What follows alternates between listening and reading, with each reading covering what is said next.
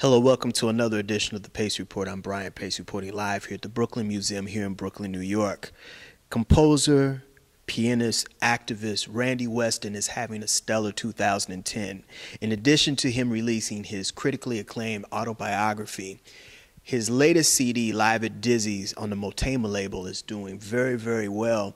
In addition to that, Randy is going all over the world talking about his life, playing and celebrating his music.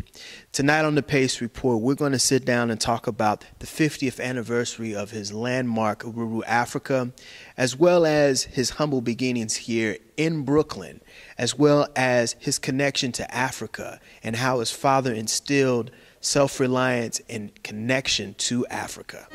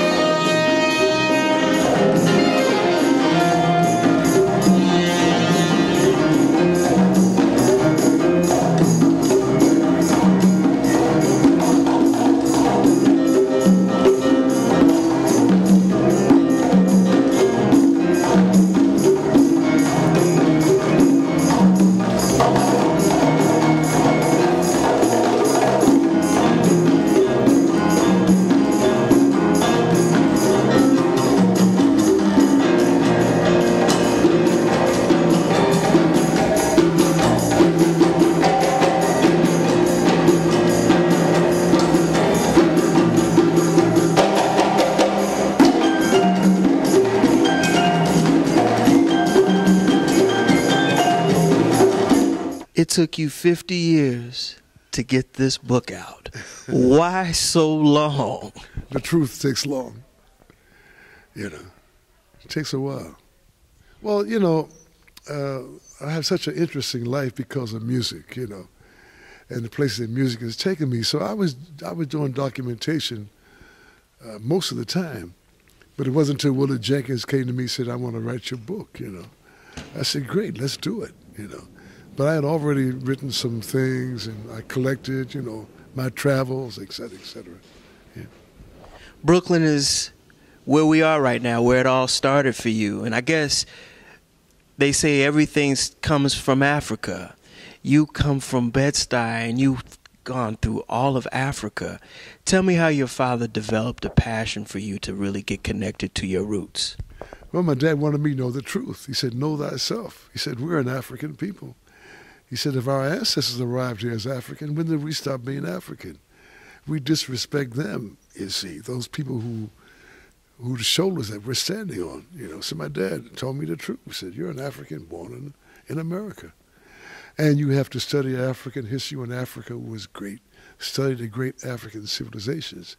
Because all they're going to give you is Africa after colonialism and after slavery. You see, and he said to me, Europe didn't civilize Africa. Africa civilized Europe, you see. So Pop gave me all that basic foundation, yeah. What's interesting about you is the fact that as you became a musician, your African ancestry and the African roots kind of connected. How did you spiritually kind of connect with the piano and jazz in Africa?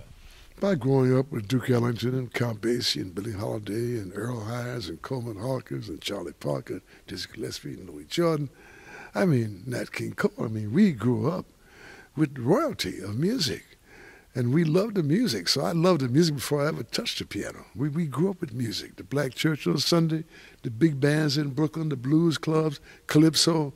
We were born with music, you see. So for me, it was just a natural direction to tell where the music came from, who we are, and the beauty of our people through music. But that was already done in the 20s, in 1910, 1915, by those people who sacrificed and gave us the foundation that we do what we do today.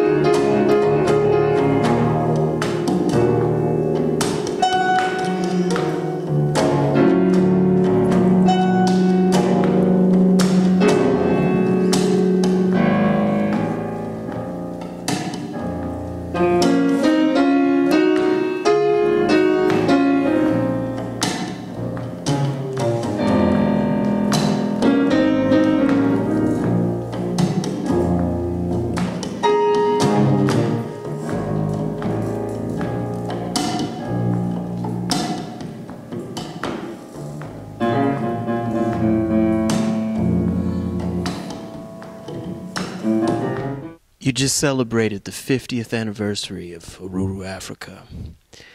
And going back to some of your friends that you met, Brock Peters and Langston Hughes at the Music Inn, tell me about why you decided to write a very important piece that represents Mother Africa, and how important is it now in 2010 that we're now celebrating the 50th anniversary? Well, it was in the air, you know. I grew up with giants, you know. So people like Max Roach, Sonny Rollins, John Coltrane, Oliver Nelson, everybody was writing about Africa. But that goes all the way back to the early 20s, 19, they're writing about Africa. So I just studied what our ancestors did before. At the same time, it was a time when 17 African countries got their independence in 1960, 50 years ago, you see. So it was our way, myself and Melba Liston, God bless her, she wrote the arrangements, conducted the orchestra, to put together African people, but globally speaking, from different parts of the planet, you know. So we had a Candido, Amanda Peraza from Cuba. We had Olatunji from Nigeria, we had brothers from Mississippi, you name it, you know. But the show, when it comes to the music, we speak the same language, and that we're really African people, no matter what they call us, you see. So that was Uhuru Afrika, and we use the African language because as a child I was always disturbed at the way African people were portrayed in the cinema, like with Tarzan, where we have no language. Well, we created language, you see. So I had to choose a language, which was Kiswahili. I knew Langston Hughes. I begged Langston Hughes to write African Lady, also write a freedom poem. So it was in the air. It was not just myself, it was in that period, you know, pre-civil rights, when, you know, for us to make a stand and identify ourselves as a people. But I had my father and my mother as an early background of pride and dignity as a people. How was it going back and revisiting, playing the original arrangements, and how was it 50 years later? Timeless. Our music is timeless. And Louis Armstrong, as I said earlier, if Louis was alive today, he'd be a superstar. There's no, our culture, our civilization of African people, whether we produce music or architecture, it's past, present, and future. See? So this work of music that we did this year sound more incredible. I mean, musically, we had greater artists in 1960. They were all more bigger names, you know. But spiritually, it was very powerful. Melba Liston was very, very important to that whole entire album. Tell me about how you guys met and how she brought a whole nother voice to jazz music, not just jazz music, because she was she arranged for popular music too. Bob Marley, Motown, I mean, Quincy Jones. I mean, this woman was phenomenal. Phenomenal. I heard her with Dizzy's band, and she played trombone. And she did an arrangement of My Reverie, which was featured. And I was captured by her. I introduced myself to her. And it turned out she moved from L.A. to New York. We kept in touch, and I had a possibility of doing a recording for United Artists called Seven Waltzes for Children. And I wanted her to do the arrangements. That was 1958. Up until the time she died, we worked together. She would take my music and expand it and add colors and make it big. She could take a 6-piece group and make it sound like 20 pieces, you know. So she was a complete original, completely. But she had a hard time because she was a African-American woman and a woman, combination of both, you know. So she didn't get the proper credit that she should have.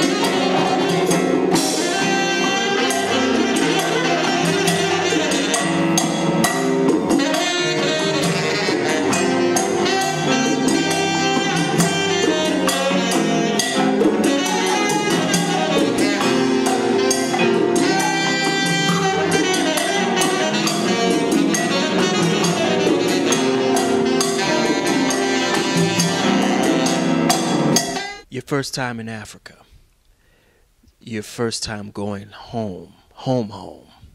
What was that like, and what were some of the opportunities and experiences that kept you there to eventually owning a club in Morocco? Well, you know, a lot of us never spiritually left Africa. You see, our people were only taken away maybe 4 centuries. And when you look at what we call time, 4 centuries is nothing. And I realized that we never left Africa, you see. And although we speak different languages, we're on different parts of the planet, we wear different clothes, you know, but we never left the continent. I discovered that when I went to Nigeria, I was perfectly at home. I felt the earth. I said, no, I should never have left here. So it's a spiritual thing. Africa is spirit.